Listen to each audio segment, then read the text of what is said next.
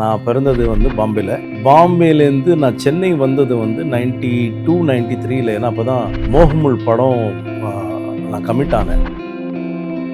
So இந்த ஆண்டு வந்து மோகமுல்லோட 31வது வருஷத்தில் உட்காந்து நான் பேசிகிட்ருக்கேன். ஆன்மீகம்ங்கிறது வந்து எல்லாருக்குள்ளேயும் இருக்கிற ஒரு விஷயந்தான். நான் எப்படி பார்க்குறேன் அப்படின்னு கேட்டிங்கனாக்கா, ஒரு இடத்துக்கு போகிறோம், அங்கே திடீர்னு ஒரு மெசேஜ் வரும். சார் நீங்கள் இந்த சித்தரோட சமாதிக்கு இப்போ இருக்கீங்களா அப்படின்னு கேட்கும்போது அது நான் ஒரு மெசேஜாக எடுத்துப்பேன். மோகமுல் படம் பார்த்துட்டு இளையராஜா சார் வந்து யார் இந்த பையன் நான் பார்க்கணும்னு சொல்லி என்னை கூப்பிட்டு பாராட்டினார். அது ஒரு அற்புதமான ஒரு சம்பவம். ஒரு குங்குமம் வச்சுக்கிறோம், வீழ்த்திட்டுக்கிறோம் அப்படின்னாக்க கம்பல்ஷனாக கூட இருக்கலாம். பட் அது நடக்கணும்னு நம்புகிறேன். ஏன்னா நிறைய பேர் இப்போ வந்து சனாதனம்னு பேசுகிறாங்க, ஆன்மீகம் வேண்டாம்னு பேசுகிறாங்க. அது எனக்கு புரியல. அது எப்படி நம்ம கல்ச்சருக்குள்ளேயே இருக்கிற ஒரு விஷயம். இது வேண்டாம் அப்படின்னு நீங்கள் ஒதுக்குவீங்க.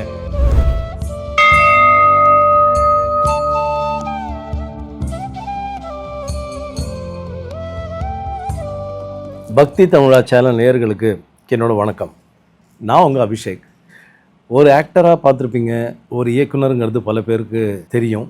இந்த சேனலில் வந்து நம்ம பேச போகிறது வந்து பக்தி சம்மந்தப்பட்ட விஷயம். நான் பிறந்தது வந்து பாம்பேலேருந்து நான் சென்னை வந்தது வந்து 92 93ல். ஏன்னா அப்போ தான் மோகமுல் படம் நான் கமிட் ஆனேன். ஒரு ஹீரோவாக அந்த படத்துக்கு நான் கமிட் ஆனேன். பட் அதுக்கப்புறம் ஒரு 100 years ஆஃப் சினிமாவில் வந்து மேடம் ஜெயலலிதா அம்மா இருக்கும்போது 100 ஆண்டுகள் சினிமா, தமிழ் சினிமா அப்படின்னு பேசும்போது அதில் மோகமுலுக்கு ஒரு பதிவு இருந்துச்சு. So that became a very important part of my life.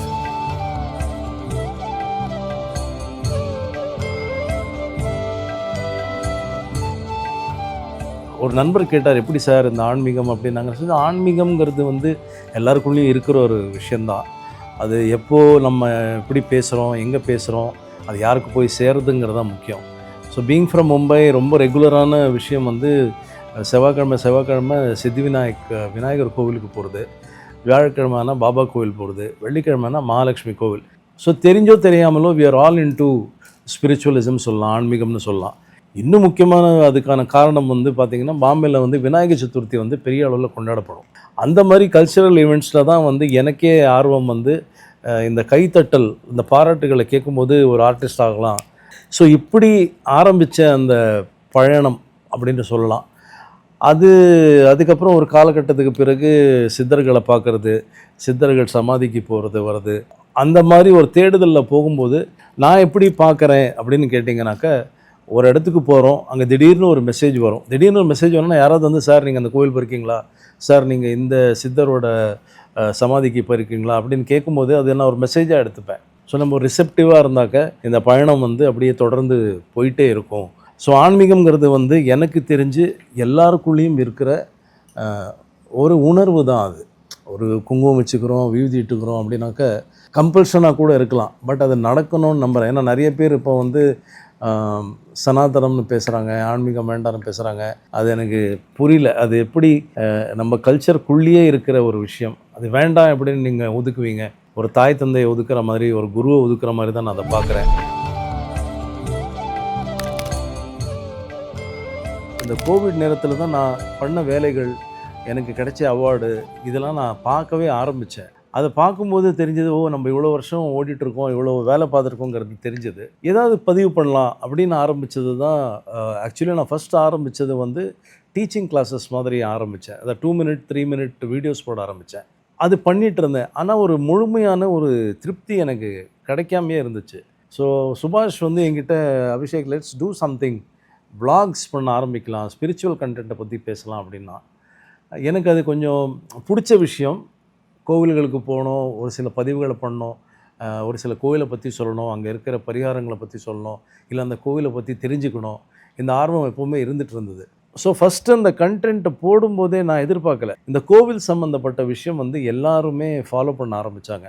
அந்த விளாகில் வந்து ரொம்ப பிரபலமான ஒரு ரீல் தான் நான் ஒன்று போட்டேன். எனக்கு தெரிஞ்ச ஒரு விஷயம் நான் போட்டேன். காளிகம்பாள் கோவிலுக்கு போயிட்டு அந்த ஆர்த்தியை முடிச்சுட்டு நீங்கள் ஸ்வீட்ஸ் வாங்கிட்டு போயிட்டு அங்கே இருக்கிற பக்தர்களுக்கு ஸ்வீட்ஸ் கொடுங்க அப்படின்னு ஒரு பதிவு போட்டேன். அது பயங்கர வைரல் ஆகிடுச்சு. எந்த அளவுக்கு வைரல் ஆச்சுன்னா, அங்கே காளிகம்பாள் கோவில்லேருந்து எனக்கு ஃபோன் பண்ணி, சார் என்ன சார் வியாழக்கிழமை கூட்டம் வர ஆரம்பிச்சிருச்சு அப்படின்னாங்க. பட் அது எனக்கு ஷேர் பண்ணணுன்னு தோணுது. ஏன்னா பல விஷயங்கள் நம்ம போகிறோம், கோவிலுக்கு போகிறோம், வேண்டிக்கிறோம். பொதுவாக நம்ம சம்மந்தப்பட்ட விஷயம் தான் வேண்டிப்போம். அடுத்தவங்க நல்லா இருக்கணும்னு யாரும் வேண்டிக்கிறது இல்லைன்னு நினைக்கிறேன். அப்படி பண்ணுறீங்கன்னா சந்தோஷம்.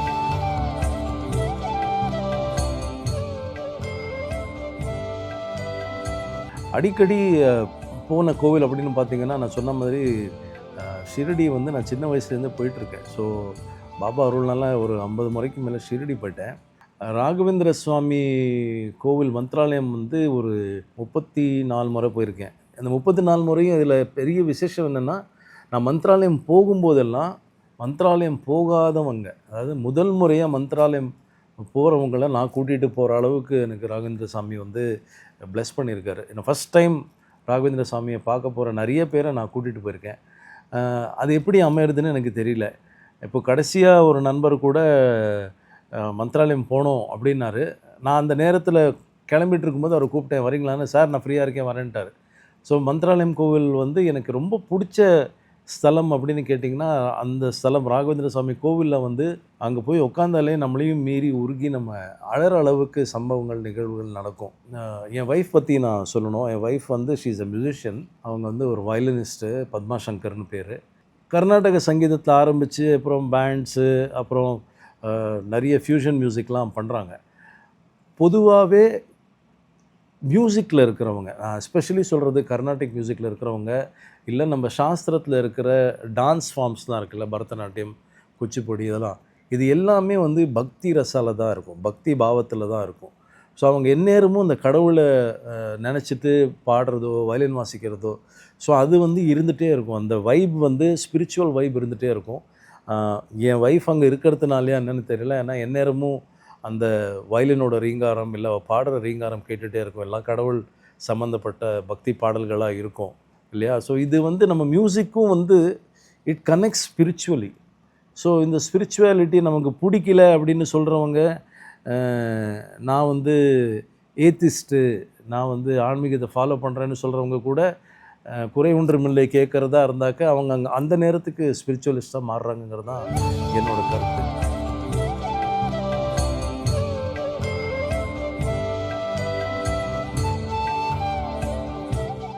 சித்தர் வழிபாடு அப்படிங்கும்போது, அந்த வழிபாடுக்குள்ள போம்போது உங்களுக்கு நெறைய கிராசிங் நடக்கும். கிராசிங் நடக்கும்னா, யாரோ ஒருத்தர் ஏதோ ஒரு இடத்த பத்தி, யாரோ ஒருத்தர் வந்து இங்க போங்க, இங்க ஒரு விஷயம் இருக்குன்னு நீங்க சொல்ற அளவுக்கு, அ அந்த பிரபஞ்சம் உங்களுக்கு அது குடுக்கும். அந்த வைப்ரேஷன குடுத்துட்டே இருக்கும். அப்படி நான் போனது தான் நான் சொன்ன மாரி ஒத்தரூபா சித்தர். ஒத்தரூபா சித்தர பத்தி எனக்கு தெரியவே தெரியாது. அவரு நான் சந்திக்கிறதுக்கான காரணம் சம்மந்தமே இல்லாத ஒருத்தர். சதீஷ்ன்னு ஒரு நண்பரு. அவர் வந்து டிப்பிக்கல் அவர் வந்து நான் சந்திச்சது எல்லாமே இந்த லயன்ஸ் கிளப் ஃபங்ஷன்ல, அந்த மாரி ஃபங்ஷன்ல தான் சந்திச்சிருக்கேன். அவர் சம்மந்தமே இல்லாம எனக்கு ஒரு நாள் கூப்பிட்டு, "அபிஷேக் நீங்க இந்த விளாக்லலாம் ஆன்மீகத்த பத்தி பேசுறீங்க. ஒத்தரூபா சித்தர்ன்னு ஒருத்தர் இருக்காரு. உங்களுக்கு தெரியுமா?" எங்க இருக்காருன்னு கேட்கும்போது சொன்னாரு, "இங்க பாரிஸ் நம்ம எம்எல்ஏ ஹாஸ்டல் பக்கத்துல பேக் சைடுல ஒரு கோவில் இருக்கு. அங்க தான் இருப்பாரு" அப்படின்னு. அங்க போனா அந்த வழிபாடே வேற மாரி இருக்கு. கூட 2, 3 பேர் வயசானவரு கூட அந்த விளாக் பார்க்கலன்னா, அந்த விளாக பாருங்க. ஒத்தரூபா சித்தர பத்தி போட்டிருப்பேன். அவரு வந்து ஏதோ நம்பர்ஸ் எழுதிட்டே இருக்காரு. அந்த நம்பர்ஸ்ல ஏதோ ஒரு விஷயம் இருக்குன்னு சொல்றாங்க, அங்க போற பக்தர்கள். ஸோ அது சம்மந்தப்பட்ட அந்த நம்பர் குடுத்தாக்க, அந்த அந்த அவங்க கேட்குற அந்த கேள்வியோ, மனசுல இருக்கிற அந்த கேள்விக்கு அதான் பதில் அப்படின்னு சொல்றாங்க. ஸோ அப்படி தான் நான் அவர பார்த்தேன். ரூ. 1 தான் வாங்குறாரு தட்சணையா. அதுவும் ஏன்னா, வெறும் கையோட போக்கூடாது. இல்ல நெறைய தட்சணை குடுக்கக்கூடாதா என்னங்கிறது எனக்கு தெரியல. இது ஏன் சொல்றேன் அப்படின்னு கேட்டீங்கன்னா, சித்தர் வழிபாடுக்குள்ள நீங்க போகும்போது, நீங்க நெறைய ஜீவசமாதிக்கான இன்ஃபர்மேஷன் உங்களுக்கே வரும்.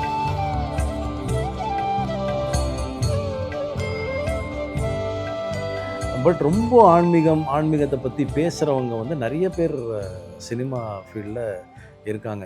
நம்ம ராஜேஷ் சார் இருந்தாரு. அவர் நெறைய ஆன்மீகத்த பத்தி பேசுவாரு. வடிவுக்கரசி அம்மா இருக்காங்க, நளினிமா இருக்காங்க. இவங்கலாம் நெறைய ஆன்மீகத்த பத்தி பேசுவாங்க. ஒரு சில பேர் வந்து ஆன்மீகத்த பத்தி பேசுனா கூட அவங்கள பார்த்தாலே நமக்கு ரொம்ப ஸ்பிரிச்சுவலான ஒரு ஃபீல் நமக்கு வரும். அப்படி வந்த, நான் சந்திச்ச, நான் பார்த்து ரசிச்ச ஒருத்தர் அப்படின்னு பார்த்தீங்கன்னா, கண்டிப்பா சூப்பர் ஸ்டார் தலைவர் ரஜினி சார் தான். நான் சினிமாவுக்கு வந்ததுக்கான முக்கியமான காரணமே ரஜினி சார்னு சொல்லலாம். அமிதாப் பச்சன் சாரும் ரஜினி சார்னால தான் நான் சினிமாக்கே வந்தேன். அவ்வளோ அந்த அந்த அந்த இழுக்கிற சக்தி அவங்கள்ட்ட இருந்துச்சு. அவங்கள பார்க்குற சூழ்நிலை வந்து எனக்கு அமைஞ்சது. அமிதாப் சாரை பார்த்து நான் நேரடியாக கதையே சொல்லிட்டு வந்துட்டேன். அந்த பாக்கியம் எனக்கு கிடைச்சது. ஸோ அது நடந்தது. பட் ரஜினி சார் வந்து சினிமாவுக்கு வரதுக்கு முன்னாடியே எனக்கு கேம் சேஞ்சராக இருந்திருக்காரு. ஏன்னா அவர் மூலமாக தான் நான் 10th ஸ்டாண்டர்ட் படிச்சுட்டு இருக்கும்போது தான் ராகவேந்திர சாமி எனக்கு இன்ட்ரடியூஸ் ஆகிறாருன்னா படம் மூலமாக இன்ட்ரடியூஸ் ஆகிறாரு. நான் அந்த படத்தை பார்க்குறேன். ரஜினி சாரோட 100th படம்னு நான் பார்க்க போனேன்.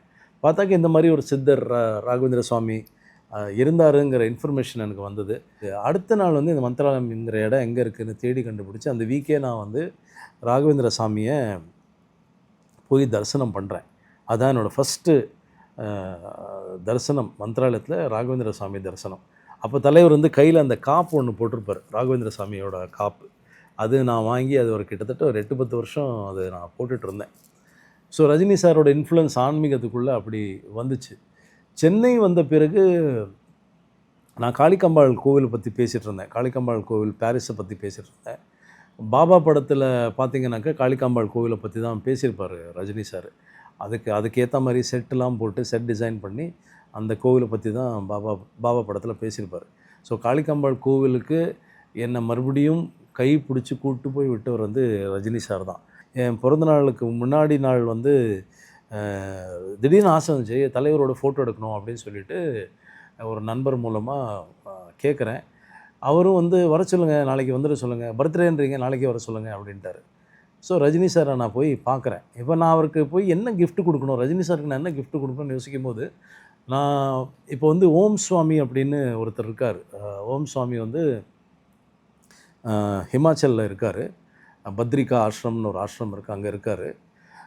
ஓம் சுவாமி வந்து ஒரு மல்டி பில்லியனராக இருந்துட்டு எல்லாத்தையும் விட்டு மாங்காக மாறினவர். அவரோட புக்ஸு நிறையா இருக்குது. இது ஒரு இன்ஃபர்மேஷனாக சொல்கிறேன்.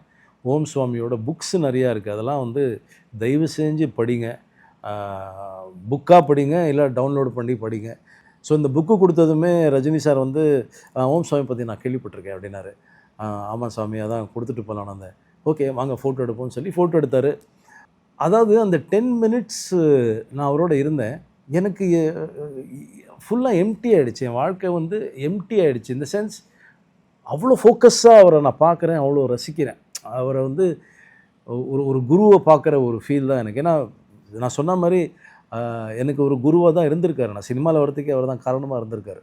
ஸோ அந்த மூமெண்ட் வந்து ரொம்ப பிளிஸ்ஃபுல் மூமெண்ட்டு. இப்போ இந்த சேனல் பார்க்குறவங்க அத்தனை பேர்கிட்டையும் நான் சொல்லிக்கிற ஒரே விஷயம், ஆன்மீகம்ங்கிறது வந்து உங்களுக்குள்ளேயே இருக்குது. நீங்கள் வெளியில் தேடணுங்கிற அவசியம் இல்லை. சிவசங்கர் பாபா வந்து ஒரு அற்புதமான ஒரு விஷயம் சொன்னார். நீங்கள் சென்னை ஈசிஆரில் மகாபலிபுரம் போகிற வரைக்கும் பார்த்தீங்கன்னா நிறைய கல் இருக்கும், நிறைய பாறை இருக்கும். அதை வந்து சிற்பி வந்து செதுக்குவான். செதுக்கினதும் அதுலேருந்து முருகர் வெளியில் வருவார், விநாயகர் வெளியில் வருவார். இந்த மாதிரி அந்த சிற்பி வந்து செதுக்கலை, இல்லாததை ஒதுக்கினார் அப்படிம்பார். அந்த விநாயகர் ஏற்கனவே உள்ளே இருக்கார், முருகர் ஏற்கனவே உள்ளே இருக்கார். சிற்பி செதுக்கலை, தேவையில்லாத ஒதுக்க அந்த விநாயகரும் அந்த முருகரோட ரூபமும் வெளியில் வருதுன்னு. அந்த மாதிரி தான் நம்மளும் நமக்குள்ளே இருக்கிற தேவையில்லாத விஷயத்தை நீங்கள் ஒதுக்க அடுத்தவங்களுக்கு நீங்கள் நல்லவங்களாக தெரிய ஆரம்பிப்பீங்க. அவர்கிட்ட போனால் நல்லா இருக்குது, பேசுகிறதுக்கு நல்லா இருக்குதுன்னு தோணும். அதையும் மீறி நீங்கள் கொஞ்சம் நல்லதே செஞ்சீங்கன்னாக்க from good you become god man. அதையும் மீறி ஜபங்கள் பண்ணி உங்கள் பாடியை அவராக ஏற்றினீங்கனாக்கா from god man you become god அப்படிங்கிறது தான். ஸோ அகம் பிரம்மாஸ்மி தத்துவம் தான் நினைக்கிறேன். So be good to people, be kind to people, just love everybody. தினமும் யாரையாவது சந்தோஷப்படுத்தணும் அப்படின்னு வேலையை ஆரம்பிங்க. முடியும் போது நன்றி கடவுளே, இன்றைக்கி நான் ஒரு சில பேரை சந்தோஷப்படுத்தினேன், ஒரு சில பேருக்கு சோறு போட்டேன் அப்படின்னு சொல்லி கடவுளுக்கு நன்றி சொல்லிவிட்டு அடுத்த நாள் இதோடு பெருசாக நான் செய்யணும், கூட இருந்து என் வழிகாட்டுன்னு சொல்லி எழுந்து பாருங்கள். Life is beautiful.